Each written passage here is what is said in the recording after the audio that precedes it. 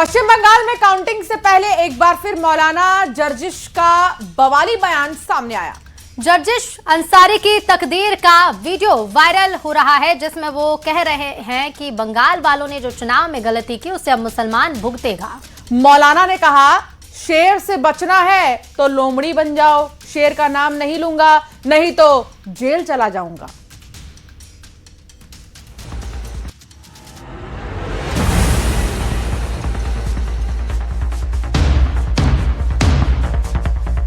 पश्चिम बंगाल में काउंटिंग से पहले मुसलमानों को भड़काने यूपी का मौलाना जर्जिश अंसारी पहुंच गया है।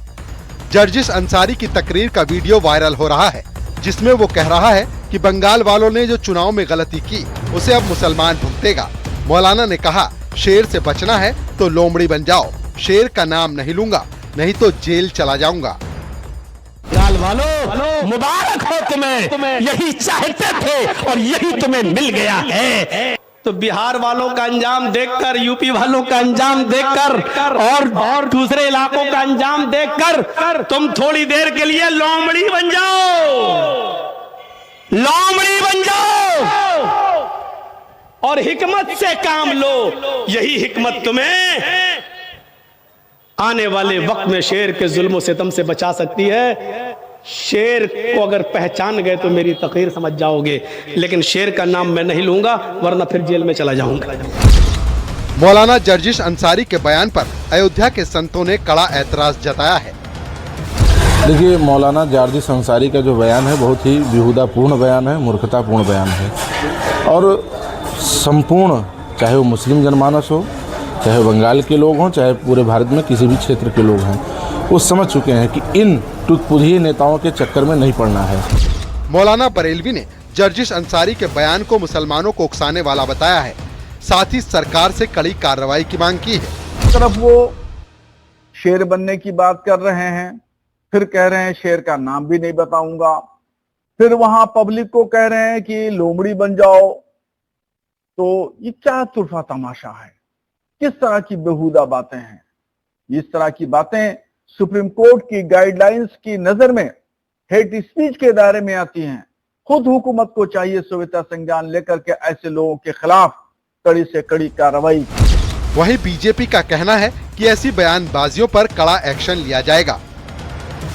जो इस तरह से सामाजिक सद्भाव बिगाड़ने का प्रयास करते हैं, उनको निराशा भी हाथ लगेगी, क्योंकि अब इस तरह के जो तत्व हैं, इस तरह की जो ताकतें हैं, वो पूरी तरह से हताश निराश हो चुकी हैं। उनकी बात का समाज पे कोई असर पड़ने वाला नहीं है और जो उनके प्रयास है वो कानून की निगाह में कानून अपनी सख्त कार्रवाई करेगा। इटावा के रहने वाले मौलाना जर्जिश अंसारी अक्सर अपने बयानों से सुर्खियों में रहते हैं।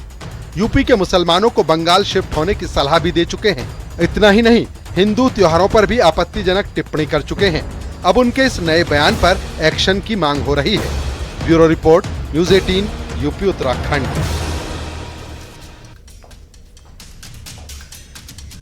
महीनों तक चले धुआंधार प्रचार, रैलियों और जुबानी जंग के बाद अब सन्नाटा तो है, लेकिन बेचैनी कम नहीं हुई है और नतीजों से पहले राजनीतिक दलों के कई उम्मीदवार भगवान की शरण में पहुंच गए हैं।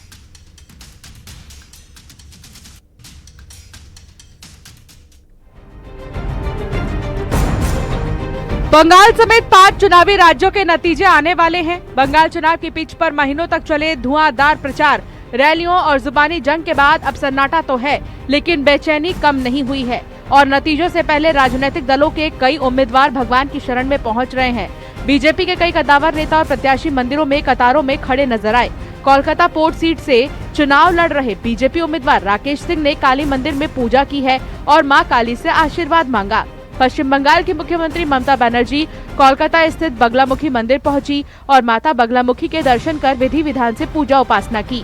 आपको बता दें, मां बगलामुखी 10 महाविद्याओं में एक 8वीं महाविद्या है, जो अपने भक्तों के शत्रुओं का नाश कर उन्हें असीम शक्ति प्रदान करती हैं और विजयी होने का आशीर्वाद देती हैं। अब जब ममता बनर्जी ने बगलामुखी मंदिर में दर्शन किए तो इसे लेकर राजनीतिक गलियारों में चर्चा तेज हो गई है और अब चुनावी माहौल के बीच उनके इस मंदिर दौरे के अलग अलग मायने निकाले जा रहे हैं।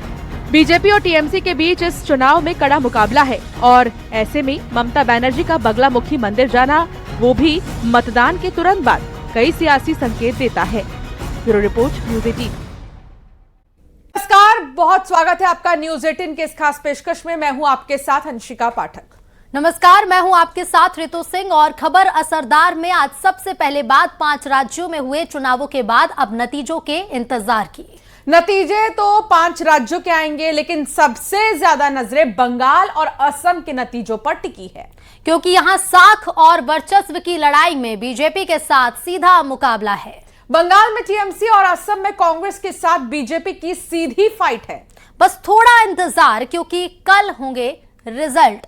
सुबह 8 बजे से शुरू हो जाएगी काउंटिंग। बंगाल की 294 में से 293 सीटों पर नतीजे आएंगे। फलता सीट पर मतदान रद्द कर दिया गया है। यहां अब 21 मई को फिर से मतदान होगा।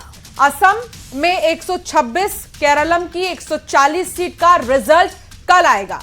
पुडुचेरी की 30, तमिलनाडु की 234 सीटों पर रिजल्ट घोषित किए जाएंगे। तो सबसे ज्यादा नजर बंगाल और असम पर रहेगी।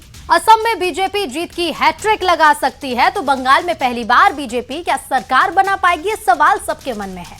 एग्जिट पोल में दोनों ही राज्यों में बीजेपी की सरकार दिख रही है। जनता के फैसले से किस पर लगेगी मुहर, ये सवाल बरकरार है। और कल रिजल्ट घोषित किए जाएंगे। बंगाल, असम, तमिलनाडु, पुडुचेरी और केरलम में वोटों की गिनती शुरू होने वाली है। सबसे ज्यादा नजर बंगाल और असम में है। राजनीतिक दलों के साथ न्यूज़ 18 भी तैयार है। न्यूज़ 18 के लाइव रिजल्ट हब से सबसे तेज नतीजे देखिए।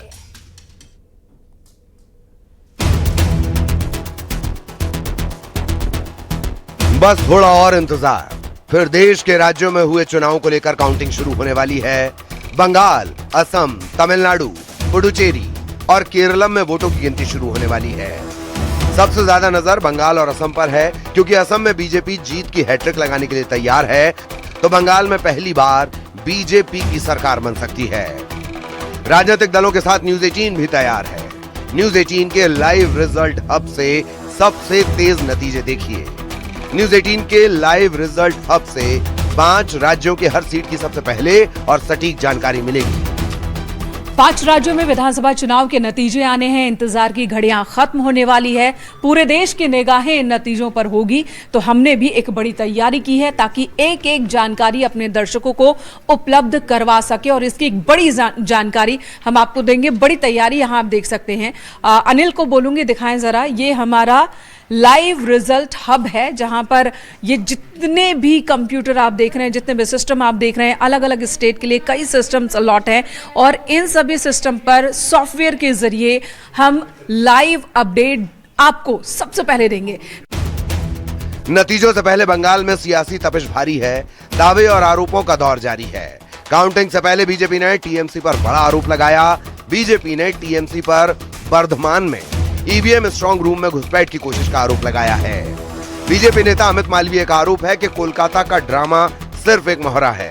असली खेल तो बर्धमान में ईवीएम स्ट्रांग रूम में घुसपैठ की कोशिश थी। उधर सीएम ममता ने दावा किया कि टीएमसी 200 से ज्यादा सीटें जीत रही हैं।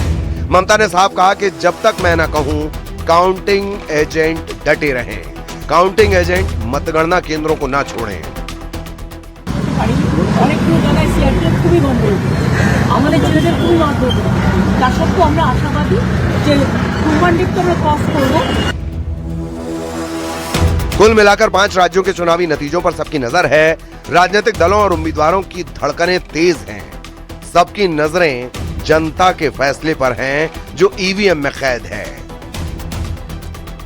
Bureau report, news 18।